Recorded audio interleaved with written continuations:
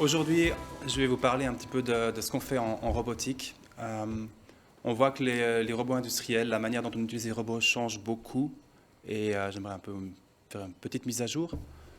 Au niveau robotique, on connaît les installations assez complexes avec beaucoup de robots, typiquement dans les lignes d'assemblage automobile, qui existent depuis très longtemps, qui fonctionnent très bien, mais qui sont un petit peu difficiles à mettre en place parce qu'il faut vraiment des gros volumes de production. Ça, c'était un peu la robotique du passé. Et aujourd'hui, depuis quelques années, la robotique change. On a maintenant des robots beaucoup plus compacts, qui sont aussi plus sécurisés, plus faciles à utiliser, et qu'on arrive vraiment à placer au cœur des ateliers de production. Et c'est vraiment ce type de robotique qui, à notre avis, a un gros potentiel de progression et qui peut aider vraiment beaucoup de petites et moyennes entreprises. Il y a plusieurs tendances importantes dans le monde de la robotique qui poussent ce genre de développement. Le premier, c'est la collaboration. De plus en plus, on aimerait que les employés puissent travailler plus proche des machines, plus proche des robots, parfois avec les robots, typiquement en allant leur ramener des pièces ou avec d'autres types d'interactions. Un autre élément important, c'est la simplification. On aimerait rendre les robots plus faciles à utiliser pour que tout le monde puisse utiliser les robots, peut-être que tout le monde puisse aussi modifier un programme existant. Et on essaye aussi d'amener des systèmes plus flexibles. Typiquement dans une société, une petite société, on a souvent des productions, des types de production qui changent rapidement et on aimerait pouvoir sans grande difficulté adapter un petit peu notre production. Comment est-ce qu'on y arrive?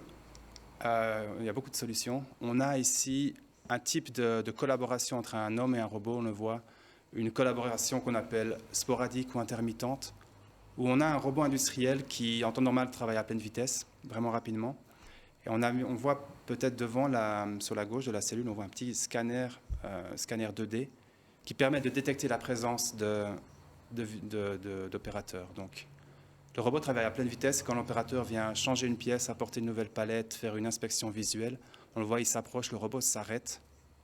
On peut interagir de manière très sécurisée avec la cellule, on repart et le robot repart à pleine vitesse. Donc un système très intéressant qui n'est pas vraiment neuf, mais qu'on a remis un peu au goût du jour chez ABB en modernisant un petit peu l'interface. On a aussi une coopération beaucoup plus proche entre l'homme et le robot, avec des robots collaboratifs qui permettent vraiment plus grande sécurité,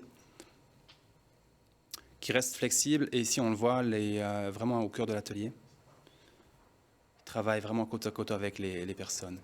Un autre aspect important de l'évolution de la robotique, c'est la simplicité d'utilisation. On a développé des nouvelles interfaces de programmation qui sont beaucoup plus visuelles, beaucoup plus graphiques.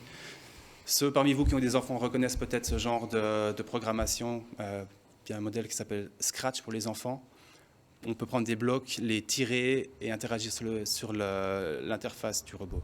On voit ici, on a lancé il y a quelques mois, 2 mois, des nouveaux robots. On a fait une présentation en direct depuis Zurich. Et on a ici la présentatrice télé qui très rapidement, bien sûr c'est en accéléré, mais très rapidement, elle a pu programmer un robot avec ce type d'interface. On a aussi vu qu'elle a pu prendre le robot, le guider guider le bras du robot pour enregistrer des positions.